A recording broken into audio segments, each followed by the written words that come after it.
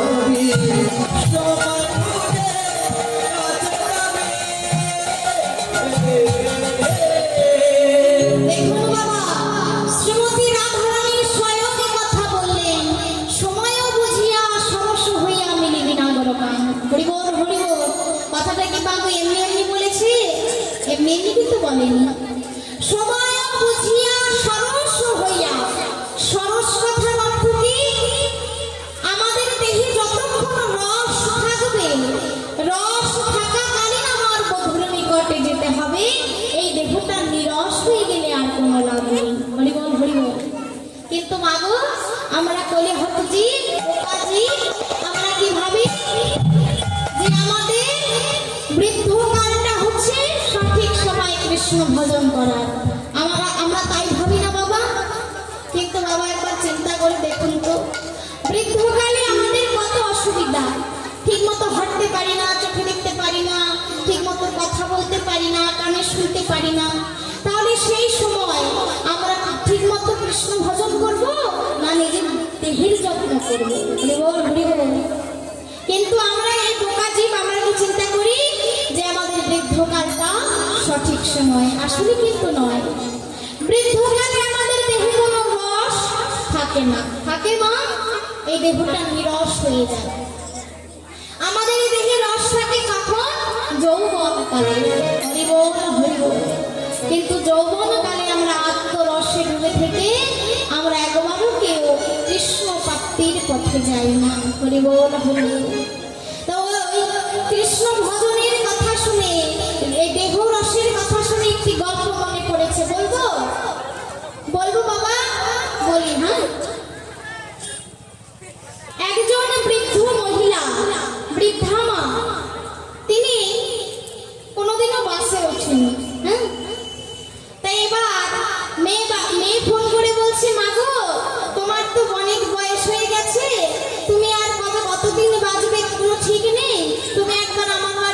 এসে ঘুরে যায় রাধে রাধে।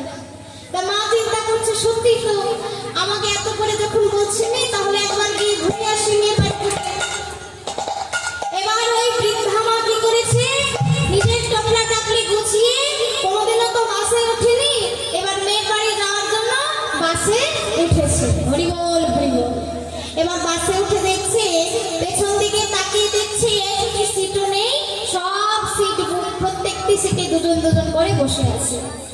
আর ওই সময় বাবা ওই গাড়ির ড্রাইভারটা গিয়েছে চা খেতে। হরি বল হরি বল। এবার গাড়ির ড্রাইভারটা গিয়েছে চা খেতে, আর বৃদ্ধা মা সামন দিকে লক্ষ্য করে দেখছে একটি মাত্র সিট ফাঁকা। হরি বল হরি বল। একটি মাত্র সিট ফাঁকা, অর্থাৎ ওই ড্রাইভারের সিট ফাঁকা দেখে বৃদ্ধা মা কি করেছে সেই সিটে গিয়ে বসে পড়েছে। রাধে রাধে। এবার যেই না বসেছে এবার ড্রাইভার চা খেয়ে যেই না দরজা খুলেছে দেখছে কি রে জ্বালা আর আমার সিটটা কেন লেডিস হয়ে আছে। হরি বল হরি বল। হ্যাঁ বলছে ও বুড়িমা তুমি এমন করে আমার সিটে কেন বসে আছো, তুমি অন্য কোথাও গিয়ে বসো, এটা আমার সিট, আমি এখানে বসে গাড়ি চালাবো। বৃদ্ধা মা বলছে আমার বয়স হয়ে গেছে আর উঠতে পারবো না বাবা, একবার যখন বসেছি আমি এখানেই বসি, তুমি বরং আজকে অন্য কোথাও বসে গাড়িটা চালাও।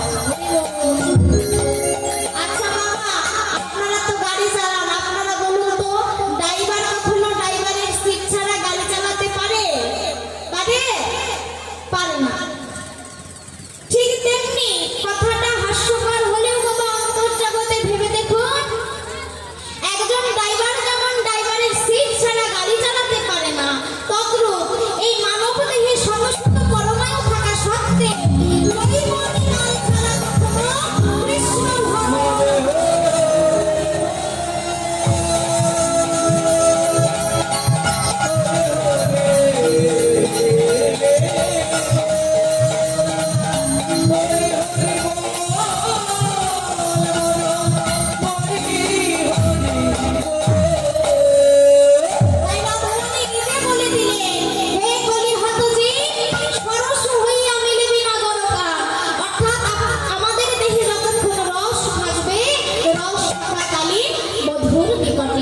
যেতে হবে। হরি বল হরি বল। তাই শ্রীমতী রাধারানী তুলসীকে বলছে ও তুলসী তুই আর বিলম্ব না করে এবার যা দেখি, কিন্তু শোন তুই যখন আমার বধূর নিকটে যাবি তুই কিন্তু আগেই কিছু বলবি না, আগে দেখবি আমার বধূ কি বলে তারপর তুই কথা বলবি। কারণ তুলসী ওরে নারীর মা যেমন বজায়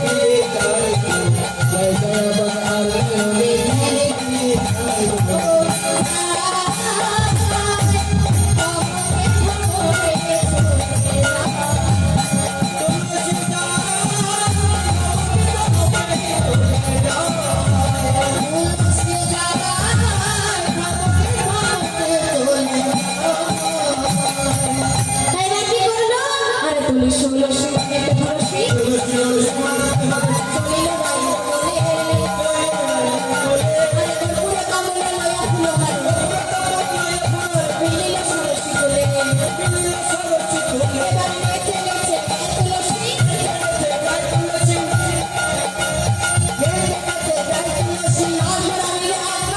নেচে নেচে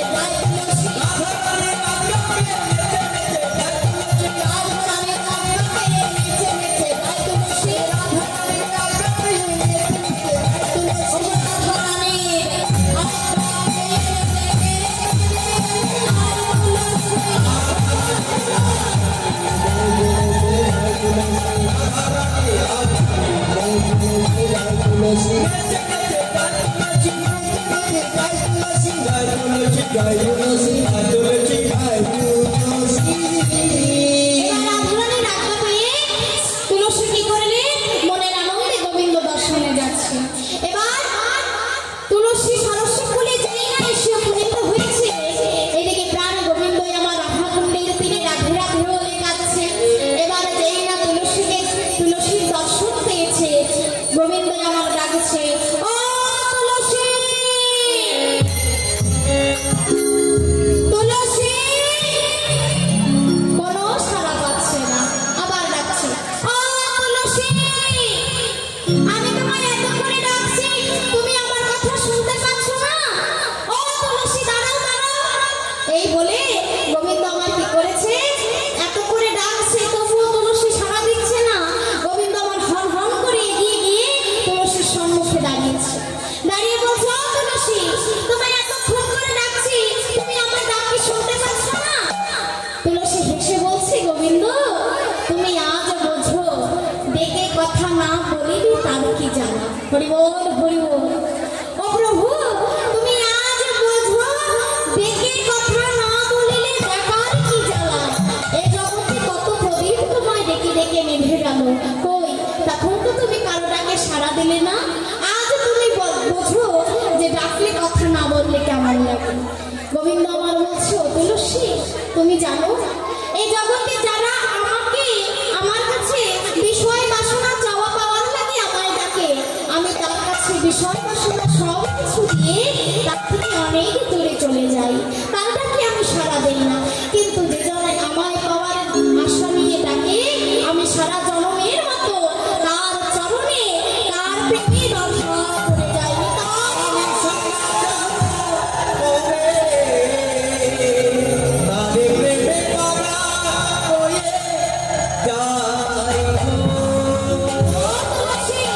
তুমি এই অসময় সরস্বতী বলে কি করছো? যখন জিজ্ঞাসা করেছে, তুলসী রাধারানীর কথা মনে পড়ে গেছে, কি যে সখী তুই আগেই কিছু বলবি না, আগে দেখবি গোবিন্দ কি বলে, তারপর তুই কথা বলবি। তাই তুলসী চালাকি করে বলছে, প্রভু গো, আমি সরস্বতী কুলে কেন এসেছি জানো?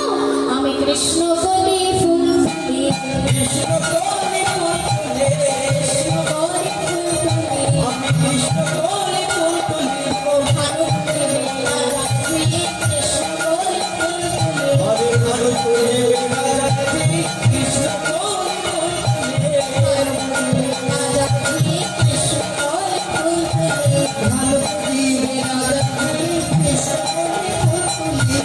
যেই না বলেছি আমি কৃষ্ণ কলি ফুল তুলি, গোবিন্দ আমার বলছে, ও তুলসী, এই জন্য আমি তো কৃষ্ণ কলি, তাহলে তুমি আমায় তুলে নিয়ে যাও।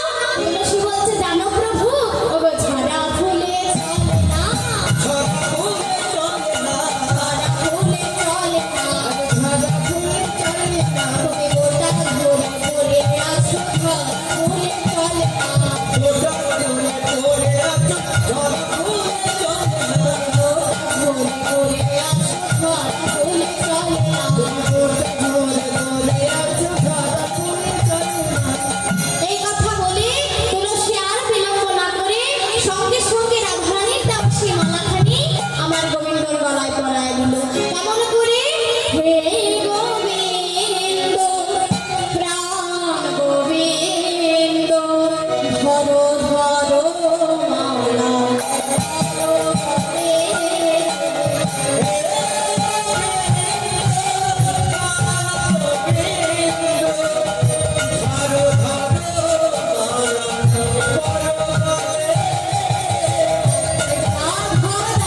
রাধারানী, রাধারানী,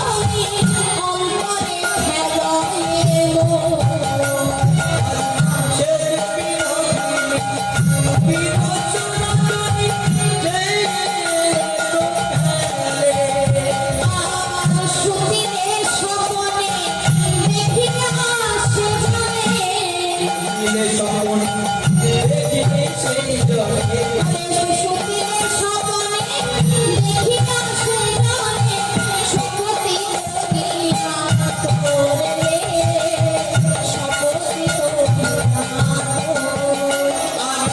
চকরি করিয়া চকরি সরিয়া ওরে বল তুলসী তুলসী কেমন আছে তুলসী কেমন আছে বল তুলসী কেমন আছে ওরাই ধনী আমার কেমন আছে বল তুলসী কেমন আছে রাইতানি কেমন আছে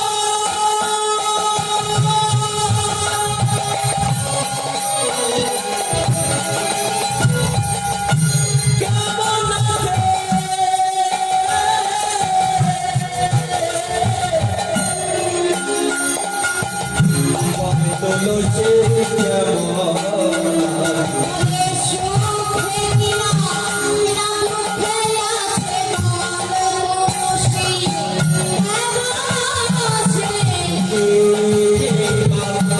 দুঃখে আছে বল তুলসী কেমন আছে দুঃখে আছে মন তুলসী দুঃখে আছে মন তুলসী